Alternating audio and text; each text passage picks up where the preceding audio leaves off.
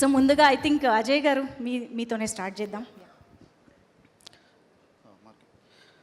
So నమస్కారం అండి, నా పేరు అజయ్. సంతాన ప్రాప్తి రస్తు. సో ఫస్ట్ స్కోరింగ్ నుంచి స్టార్ట్ చేయాలండి, సాంగ్స్ నుంచి కాదు. ఇది కొంచెం కొత్తగా ఉంటుంది ఈ సినిమాకి నాకు. సో ఫస్ట్ శ్రీధర్ గారు కాల్ చేశారు, ఇలా ఒకసారి సినిమా వాచ్ చేయమని. సినిమా చూశాను. సినిమా చూసిన తర్వాత అసలు ఫస్ట్ సంజీవ్ గారితో చెప్పాను అనమాట. అంటే ఈ సినిమాకి ఇలాంటి కాన్సెప్ట్కి యాక్చువల్లీ అంటే ఇప్పుడు జనరలీ కొంచెం సెక్షువలైజ్ చేయొచ్చు సినిమాని, ఈ కాన్సెప్ట్ని. But still this is very decent.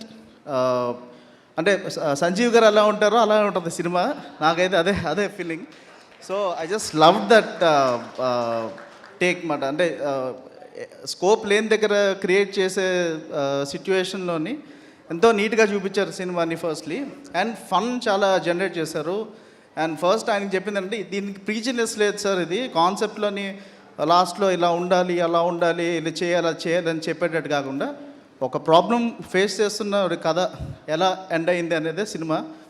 And with lot of humour.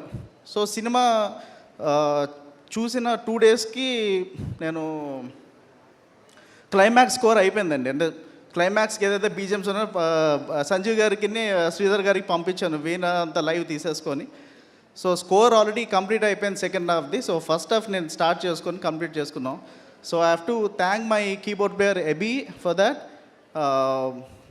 చాలా కష్టపడి చేసాం, లాట్ ఆఫ్ లైవ్స్ వాడాము సినిమాలో. చాలా గ్రాండ్గా వచ్చింది, స్కోర్ చాలా గ్రాండ్గా వచ్చింది, మిక్స్ చాలా బాగా వచ్చింది. I have to thank Santosh. ఈరోజు మార్నింగ్ 4 వరకు కూడా డాల్బీ మిక్స్ చేసుకుంటున్నాం. I'm very much happy with the output. And then I have to come to the song తెలుసా నీకోసమే. సో తెలుసా నీకోసమే సాంగ్ చేయాలి అని చెప్పి అనుకున్నప్పుడు immediately we thought of asking Srimani గారు for the lyrics. So tune ఇచ్చాను. తననా ననే తారే తనా తారే తనే నా అని చెప్పి ట్యూన్ ఇచ్చాను రాత్రి. So I was waiting for the lyric. అసలు రాత్రి నిద్రపట్ల, పొద్దున్న 6కి లేచేసరికి లిరిక్ ఉంది.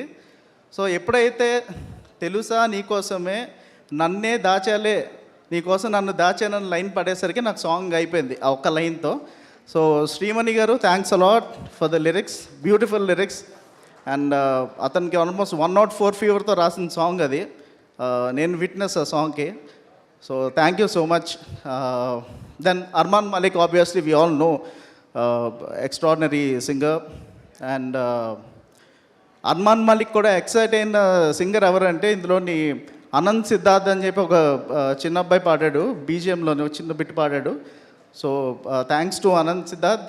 And yeah, my mix engineer Abin Paul and the keyboard player Satya.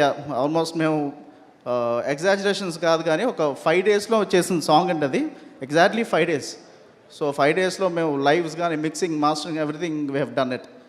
So yeah, thanks to Sanjeev garu, Sridhar గారు అండ్ విక్రాంత్ గారు for the opportunity.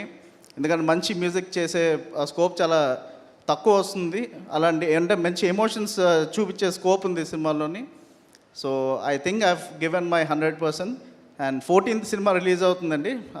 I wish the footfalls చాలా గట్టిగా పడతాయని చెప్పి చాలా గట్టిగా కోరుకుంటున్నాను. Thank you so much. Thank you అండి. కాసుల శ్యామ్ గారు మాట్లాడే ముందు బాబీ గారు ఇప్పుడే ఇక్కడికి విచ్చేస్తున్నారు. వారికి బిగ్